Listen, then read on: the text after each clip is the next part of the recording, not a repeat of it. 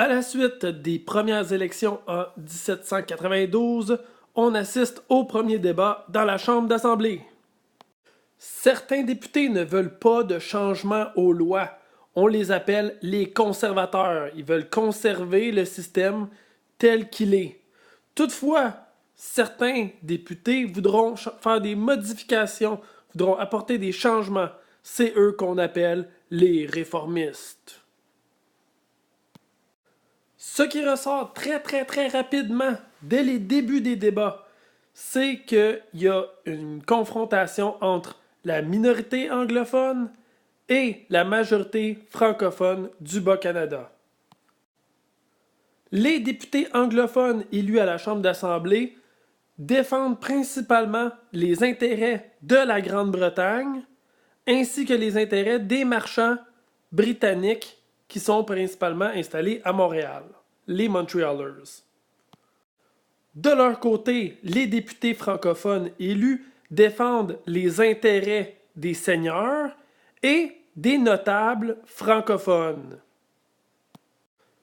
Le premier débat a lieu lors de la nomination du président de la Chambre d'Assemblée. Donc le rôle du président, c'est de diriger les débats dans la Chambre d'Assemblée. La minorité britannique voulait avoir un président anglophone, mais puisque la majorité des députés de la Chambre d'Assemblée sont francophones, à l'issue d'un vote, c'est un francophone qui a été élu. Cette peinture illustre les différents groupes à l'intérieur de la Chambre d'Assemblée du Bas-Canada, donc des marchands britanniques qui sont là depuis la conquête, des loyalistes qui sont arrivés à la suite de la Révolution américaine et, bien entendu, une majorité de députés francophones. Donc, cette majorité francophone votera pour un président d'Assemblée francophone. Un des premiers débats concerne la langue qui sera utilisée dans la Chambre d'Assemblée ainsi que pour les documents officiels. Bien entendu, les députés francophones souhaitent que ça se passe en français, mais par négociation, puisqu'il y a des anglophones, on va opter pour le bilinguisme. Toutefois, cette option sera refusée par Londres, donc le gouvernement de Londres, le Parlement de Londres va annuler cette option-là et l'anglais deviendra la seule et unique langue officielle à la Chambre d'Assemblée. Donc les débats devront se faire en anglais et les lois seront écrites en anglais seulement. En ce qui concerne le système d'éducation de l'époque, une loi est adoptée par le Conseil législatif. Le Conseil législatif est sous le contrôle du gouverneur. C'est donc un conseil qui peut écrire des textes de loi, un peu comme la Chambre d'Assemblée, mais sous le contrôle du gouverneur.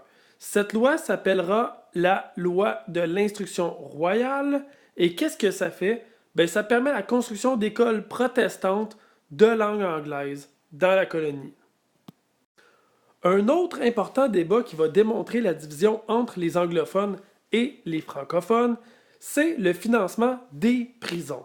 Donc, on cherche un moyen pour trouver de l'argent pour financer la création de nouvelles prisons. Il y a deux idées différentes qui s'opposent. Les députés britanniques veulent taxer les propriétés. Il est important de mentionner que la majorité des propriétés sont détenues par les francophones. Les députés canadiens, qui sont majoritairement francophones, eux ont une autre idée. Ils veulent taxer les marchandises, ce qui va désavantager les marchands britanniques. Finalement, la proposition des Canadiens va l'emporter et va amener la colère des marchands britanniques, des anglophones en général. Ces nombreux débats vont amener la création des premiers partis politiques. Les deux blocs de députés de la Chambre d'Assemblée vont se regrouper selon leurs intérêts pour former deux partis distincts. Le British Party, aussi appelé Tory Party, est formé de conseillers et de députés britanniques. C'est un groupe qui est soutenu par les marchands britanniques et leur objectif est d'assimiler les Canadiens. Quand on parle des Canadiens, c'est principalement les francophones qui sont ciblés. Ce sont des conservateurs. Ils veulent le maintien, ils veulent conserver le système actuel et ils se positionnent principalement du côté du gouverneur. De son côté, le Parti canadien est formé de députés canadiens, très grand, de majorité francophone. Ce parti va être soutenu par les seigneurs, la bourgeoisie professionnelle, comme par exemple les médecins, les notaires, les avocats, et bien entendu la population francophone. Eux, ils sont contre les politiques de Londres. Ce sont des réformistes, ils veulent apporter des changements, des réformes au système mis en place. Donc, de façon générale, nous avons d'un côté le British Party attaché à la couronne britannique et à Londres, et de l'autre côté, le Parti canadien qui revendique des droits pour les habitants, les Canadiens d'origine française. Ces partis-là vont faire la promotion de leurs idées à travers leurs journaux. Donc, il va y avoir des journaux qui vont être mis en place, comme par exemple la Québec Mercury ou le journal Le Canadien, qui défendent les idées des partis politiques. Le but d'avoir un journal, c'est, bien entendu, de faire passer ses opinions auprès du public. Donc, chaque parti va avoir son journal qui propose sa vision. Comme je l'ai mentionné, il va y avoir le Québec Mercury qui va soutenir le British Party et le journal Le Canadien qui va, de son côté, défendre les politiques proposées par le Parti canadien. Ces journaux viendront à augmenter les tensions entre les Britanniques et les Canadiens. Alors que le British Party est plus du côté du gouverneur, les députés canadiens, eux, seront dans une position de tension avec les gouverneurs qui seront en place. Plusieurs points font rager les députés canadiens. Premièrement, les gens près du gouverneur siègent à la Chambre d'Assemblée. Donc, il y a des députés du British Party qui sont des amis du gouverneur. Deuxièmement, le gouverneur donne des terres gratuitement seulement aux anglophones. Troisièmement, le Parti canadien souhaite voir les dépenses du gouvernement. Donc, le gouvernement, avec le gouverneur, dépense l'argent, mais ne sont pas obligés de dire comment ils le dépensent.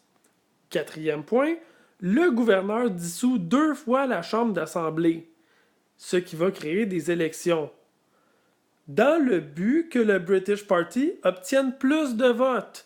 Mais malheureusement, cette stratégie ne fonctionnera pas.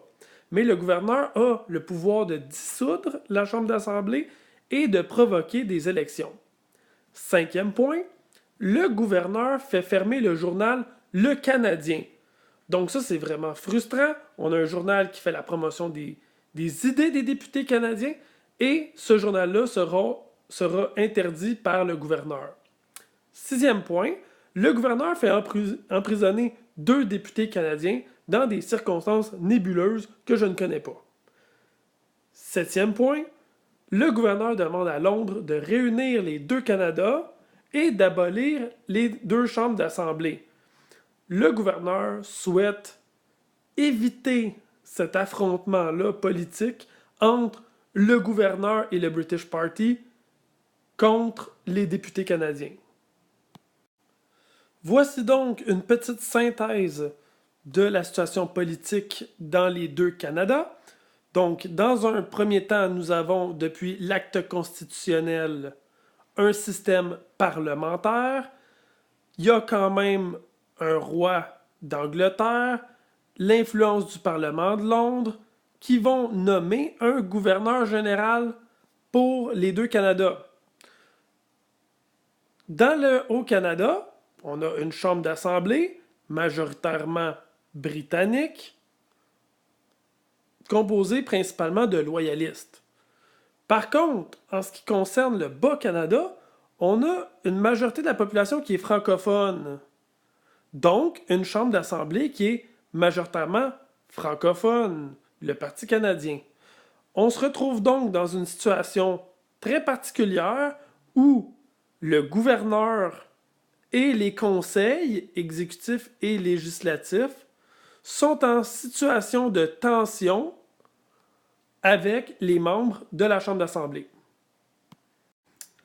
À partir de 1826, les Canadiens s'affirment de plus en plus. Le chef du Parti canadien, Papineau, va créer le Parti patriote. Donc le Parti canadien devient le Parti patriote et là, le Parti patriote va demander des réformes. C'est un parti réformiste.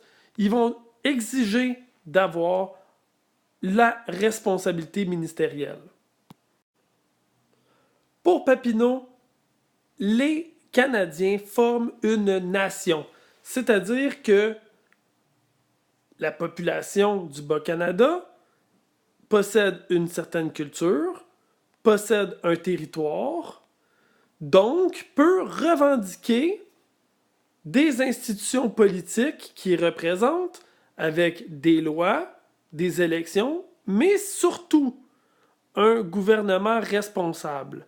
C'est-à-dire que Papineau, son souhait le plus cher, c'est de remplacer le gouverneur. Il souhaite que les membres du gouvernement soient élus par la population.